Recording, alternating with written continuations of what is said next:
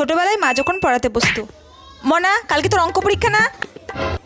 হ্যাঁ হ্যাঁ মা, কালকে আমার অঙ্ক পরীক্ষা। দেখি নামতাটা বের কর, নামতা ধরবো।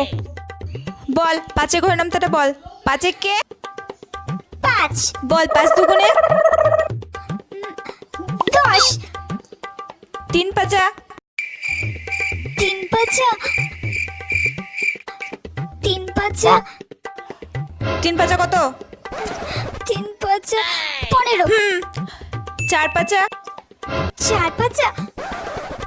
মা আমার খুব দাঁতে ব্যথা কিসে করছে। দাঁতে ব্যথা করছে? পড়তে বসে তখন দাঁতে ব্যথা পেটে ব্যথা শুরু হয়ে যায়। 4 পাঁচা 4 পাঁচা 20 5 পাঁচা কত? 5 পাঁচা 5 পাঁচা 20। কি 5 পাঁচা 20? 4 পাঁচা যদি 20 হয় তাহলে 5 পাঁচা 20। আর তুই পরীক্ষা থেকে কি লিখবি? এত পড়িয়ে তুই কি লিখবি?